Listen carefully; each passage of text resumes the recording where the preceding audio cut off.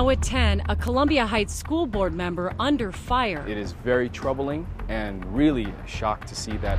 Plus, a Minnesota man awaits justice 6 years after his mother died from salmonella poisoning. The crime is that this has been allowed to go on for so long. New tonight, the future of another Twin Cities golf course in jeopardy. And a dislike button coming soon to a Facebook page near you. Thanks for joining us tonight. A Columbia Heights school board member will keep his job following a review into a controversial comment made under his Facebook account. Grant Nichols insists he didn't post the remark, which upset many Muslim families. John Croman is live with the latest on this story tonight. John? Well, Columbia Heights School Board member Grant Nichols was a no-show tonight at this meeting of the school board that was set aside to just talk about that complaint against him and that Facebook post. He sent a message saying that he felt that he wasn't going to be secure here. He wasn't going to be safe if he came here, and that's the reason he didn't come to the meeting. Now, earlier tonight, Columbia Heights board heard from dozens of people, and then they tried to remove Nichols from the board. The majority tried, but they couldn't come up with enough votes to do it. They were trying to remove him for a Facebook post that accused Muslims of spreading germs by being unsanitary in restrooms. In a statement to the board, Nichols said that someone borrowed his cell phone, but board chair John Larkin said Nichols told him that he did the post himself and that he defended it. They just didn't have the votes tonight, the 4 votes they needed to kick Nichols off the board. Everybody is against this, and then only one person being able to stop that movement is just so painful for everybody sitting out there. If one gets hurt, like someone said in there, everyone feels it in some sort of way. Someone's always connected to it, and it was felt here tonight. It's a really emotional thing for everybody in the community, and we're ready to make a change. Whenever I'm walking through the hallways, I'm most of the time smiling because I don't know, it's just a happy place to be. But with what I just heard in there, it's not happy at all. Several staff members tonight here at Columbia Heights told me that they're worried about the kind of message this is going to send. They wanted to send an emphatic message tonight that the district continues to be a place that embraces diversity and tolerance. They're afraid people are going to get the wrong message because they couldn't remove Nichols from the board tonight. Of course, we'll have more follow-ups on this in the coming days, but it was a very interesting night to say the least here in Columbia Heights. Back to you. All right. Thank you, John. Thanks, John. Developing here at 10, flash flooding in southern Utah's Zion National Park has killed 4 more people and left 3 others missing. Officials say the victims were hikers moving through a narrow canyon. The deaths followed deadly flooding yesterday that swept away 2 vehicles near the Utah-Arizona border, killing at least 12 people. We have new information tonight on a weekend shooting that left 6 people injured. 2 Minneapolis men face 9 first-degree assault charges in connection with the crime. Prosecutors say surveillance video shows 25-year-old Maurice Carter and 26-year-old Detroit Davis Riley firing at officers on Saturday morning. Hennepin County Attorney Mike Freeman will address the rash of weekend violence with city council members at tomorrow's meeting. 3 young people are in police custody following a stabbing at Cooper High School in New Hope this afternoon. Police say 1 student suffered a cut to the arm in a fight during bus dismissal. That student was taken to North Memorial for treatment. 2 buses were kept at the school for police to interview students. School will be in session tomorrow. Tonight, sobering results of a drunk driving crackdown through Labor Day in Minnesota. Authorities say alcohol was involved in 5 traffic deaths during this time. More than 1,500 drivers were arrested during the campaign. That's compared to just over 1,300 people during the same period last year. Among them, a Hennepin County mother accused of driving drunk with her child in the car, and a driver arrested at nearly 5 times over the legal blood alcohol limit of 0.08. New tonight at 10, an outpouring of support for a U of M student who was hit by a cab earlier this month. Maynard's Restaurant in Excelsior held a benefit for Teddy O'Reilly. He's recovering from head trauma and broken bones after being hit by a cab in Dinkytown after a Gopher football game. For every customer who mentioned Teddy's name, Maynard's promised to match every dollar spent and donate it to his recovery fund. The idea was to help Teddy kind of get back on his feet when all the dust settles, and make sure he's got the resources he needs to get back and re-enter and lead a normal life. Teddy O'Reilly worked as a valet at Maynard's in the summer. Managers say Teddy is well known in the community surrounding Lake Minnetonka. A fund created to honor a Minnesota teen who wrote the song Clouds before his death 2 years ago has reached the $1 million mark. The Zach Sobiak Osteosarcoma Research Fund hit the milestone last week. The Kansas family, whose daughter died from the rare form of bone cancer, made an $8,900 gift to reach the milestone. Well, it's been more than 6 years since a Savage man's mother died after eating tainted peanut butter. The owners of the peanut company responsible for shipping the product will be sentenced next week. But victims just found out they may not be able to speak at the hearing. KARE 11's Jay Olstead explains why. All new at 10. None of this has ever been about the money for me. Jeff Almer has been on a 6-year journey that few would want to travel. My mom was the greatest mother in the world, and I think about her every day. It was in 2008 when his 72-year-old mother, Shirley May, died from salmonella poisoning after eating a slice of toast topped with tainted peanut butter. She was one of 9 people who died, 3 from Minnesota. Hundreds were sickened, all according to investigators, from tainted peanuts that came from the now bankrupt Peanut Corporation of America in Georgia. I do know it was emotionally satisfying to be in the courtroom when the guilty verdicts came down. A year ago, the owners, Stuart and Michael Parnell, were convicted of conspiracy and fraud in federal court after prosecutors alleged they knew their peanuts were tainted but shipped them anyway. Now, a few days before they're sentenced, attorneys for the Parnells have filed a motion that would keep victims from testifying at next week's sentencing hearing, saying they're not crime victims. It's something I need to say. It's something they need to hear. And it's something that should be heard. And prosecutors agree, writing in court documents yesterday, quote, claiming that they are not crime victims is, in the government's view, a reprehensible position to take. They take no responsibility. That said, Elmer and his family will travel to Georgia in the next few days, not knowing if they'll be able to speak, hoping if they do, a chapter in this long journey will finally be over. Here it's 6 years later, I'm still talking about my mom's death. Now, a defense attorney told me last week, since the company owners weren't charged with causing bodily injuries, victims of the tainted peanuts should not be allowed to speak. The hearing is set to start Monday. The owners could face prison time. Guys. All right, thank you, Jay. The Minneapolis Parks and Rec Board is considering the fate of a golf course that has been plagued with problems over the past year. Hiawatha Golf Course was seriously damaged by floodwaters last June.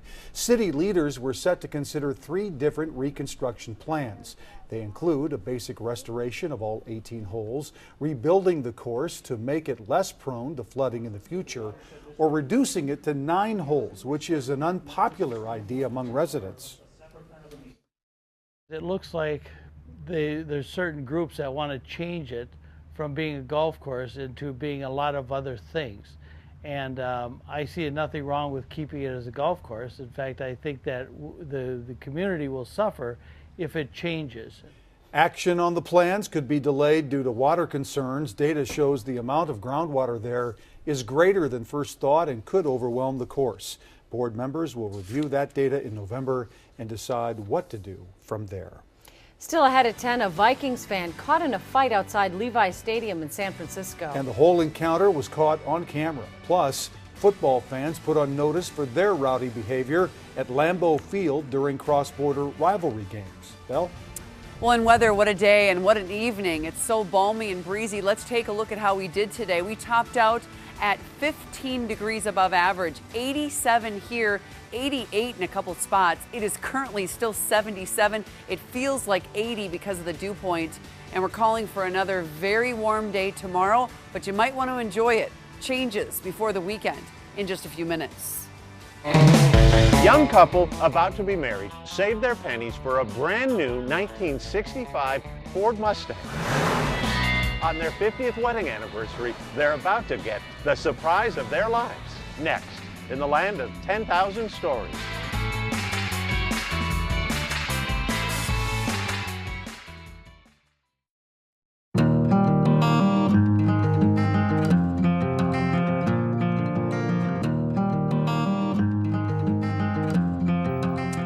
50 years ago in 1965, the new Ford Mustang was the most coveted car on the road. That same late summer, two newlyweds were starting their lives together. What was a great story then is even better now. Boyd Hooper explains in tonight's Land of 10,000 Stories. We save what we can in boxes. And the rest, we never expect Are you excited? to get back. It's been in the works for a long time. Such is the lure I know.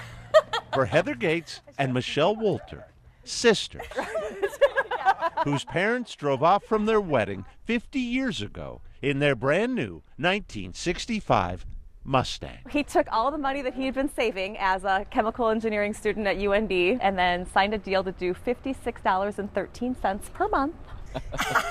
Their baby before their babies. When those Mustangs came out, like that was the car to have. A relationship that endured for 30 years, from family outings The car was always there. to drivers' education, That was the first day I drove the car ever. till the day of the sale, when their pony left them. That was a hard moment for him to say goodbye to that car. So on their parents' anniversary, what do you suppose has just galloped There she is. back home? There we go. I walked in and the pony was on the lift. Tipped by a former coworker, Michelle found her parents' Mustang, the exact car, restored in a broker's warehouse in Pittsburgh. God had a plan for the pony to come home. 50 years You're going to squeak a little when you turn 52. of Mustang and marriage. I am psyched to see their faces. Yes, completely. This sign turned out amazing. Same girl, same guy, same car. They've given us everything. So it seems like a very small thing to do for a lifetime of love, right? Very small thing. Happy anniversary! We can save in our boxes only so much. It's not a toolbox. But Tim and Ruth Bredahl, It's a Mustang key. let get away a beloved member of their family You got to be kidding. they never imagined Oh, they might someday get back. My gosh. Unbelievable. oh my gosh. Have a seat. Long lost friend. Surprise. The drive home can wait till after dinner. Too much to share. Oh my goodness. The hug can't. This tops everything. Oh, my It's unbelievable. No longer just a Mustang, but a symbol Congrats. of a marriage lovingly transitioned Hey, Mr. Gav. from sparkling new to classic. Let's do a high five. It's not leaving. Ever. Staying in the family. Boyd Hooper. Awesome. KARE 11 News. Lake Elmo. Amen. Amen. Yeah. Michelle says the Mustang will be her parents to keep and drive as long as they want to. She actually bought the car back once before, more than a decade ago, but sold it again when she couldn't afford the cost of restoration. This time, she says, her parents' Mustang will remain in the family for good. That's amazing So that she awesome. found it. What a great story. And I love that she goodness. said, after everything they've given to us, I know. all the love, the small thing, but what I a know. thoughtful thing. And It's- the sign was awesome. Yeah. And I love the shot when they walk out of the restaurant, because if you think about it, of course, you know, when they met, it was just them, and now they have this big family Yeah, house behind them. Yeah, that's great. Awesome. I really like that. Well, it is Great just story. a phenomenal evening out there. I mean, for maybe a Mustang ride or any other ride. Mm-hmm. Let's take a look at the temperatures. These are the high temperatures, and they're not far off from the current temperature. We topped out at 87 in the city, as I mentioned, but look at this. Crystal was at 88, and as you can see, a bunch of cities in the 80s today, well above average, anywhere between 12 to 17 degrees above average. But we were not the only ones that were warm. In fact, it was quite warm to our west, but we were warmer today than Raleigh, Atlanta, Nashville, Vegas, LA, warmer than all those cities today. New York City as well. And that's what's going on across the country. So we have warm air that is pushing, obviously, out of the south coming in, and that cooler air is off to the west where all that rain is. Let's take a look at what is happening across the western part of the country. Where this green area is, that's a big trough of low pressure that has carved itself out in the west. And because of that, they have persistent rain, and where they got 2 inches in California, which is, of course, very beneficial today. But at the same time, there was a lot of rain in many other areas that was pretty problematic. Winds today were a big story here, anywhere between 26 to gusting up to nearly 40 miles per hour. And our current wind speed sustained is 17, but it is still gusting at this 10 o'clock hour past 25 miles per hour. The forecast overnight is for, of course, the winds to die down a bit, which is pretty typical, but it will stay breezy and mild all night long. And then tomorrow, those winds will be pretty consistent, not as strong as tonight, but a pretty consistent south wind as well tomorrow. Here's the rain off to the west, a couple of inches in central and northern California, so great news there. But in Utah, there was 2/3 of an inch of precipitation in those prone locations that have flash flooding because of the topography. And of course, in Zion National Park and areas south of there is where they cannot handle it. And they had, of course, all of those deaths because of it. And of course, hikers still missing there. So all this precipitation is going to eventually move into the upper Midwest. And we expect that to happen in the form of thunderstorms on Thursday morning. That'll be our best chance of widespread thunderstorm activity. And then after that, it's going to be much cooler. In fact, we're going to go from the 80s to the 60s between Thursday and Friday. So here's your computer cast starting out tonight, and we'll stay very mild this evening. We could have a couple of showers early tomorrow morning and then again late tomorrow night. In between, it'll be 84 degrees. And then we do expect this thunderstorm activity to be more widespread, as I mentioned, on Thursday morning. Here's 8 a.m. Thursday morning. And as we move through the day on Thursday, the thunderstorm activity will continue. So Thursday will be the stormiest day of the next 7 days. And we expect after that, the cool down will begin. So tomorrow, an early morning shower and a late evening shower in between, warm and windy, 84 degrees. Then midday and evening thunderstorms on Thursday and 82. And then we dip down to 68 on Friday with a few spotty instability showers. And then the weekend is just looking great. Nothing wrong with that. No changes there at all. 71, 75, 76 for Saturday, Sunday, and into Monday. So pretty decent as we move through the next 7 days. Better than decent. I agree. Thank you, Belle. All right. Well, a video posted online today is getting plenty of buzz still tonight. The footage shows a Vikings fan getting beaten after the 49ers game last night. It's difficult to watch, and we're not showing the entire post. It's unclear what sparked the assault, but you can see other 49er fans jumping in to help settle things down. The Vikings fan did manage to get back on his feet at the end of the video. Both football organizations said they are aware of the incident and tell us police are investigating. Meanwhile, an investigation by the Gannett-owned Post-Crescent newspaper in Appleton, Wisconsin, is shedding new light on fan behavior at Lambeau Field. It shows most arrests or ejections last season came from out of state. Those arrests include 7 people from Illinois and 4 from Minnesota, many happening during Bears or Vikings rivalry games. Over the past decade, Bears games accounted for more arrests, but Vikings games had more fan ejections. Well, it seems the Minnesota Twins are enjoying their wild card race. Last week, we showed you a ball boys dance that Torrey Hunter said the team was trying to learn. After last night's win, Hunter's Instagram post showed just how far he and teammate Brian Dozier have come in perfecting Hit the Quan. The clubhouse dance parties are clearly becoming much more elaborate with choreographed performances.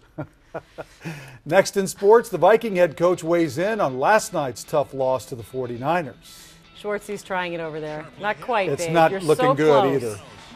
Highlights of the Twins game coming up next as well. Make it stop. Stop.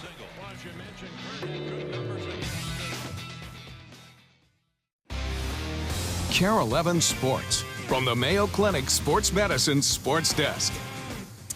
A rough start, but a strong finish as the Twins continue to try and close the gap on Texas in the wild card race tonight. Hosting Detroit, Twins looking for their 3rd straight win, trailing 3-0 in the second. Kurt Suzuki singles to left. That brings home Eddie Rosario, down 4-0 now in the 7th. Bases loaded for Miguel Sano. Big spot for the kid, a base hit through left.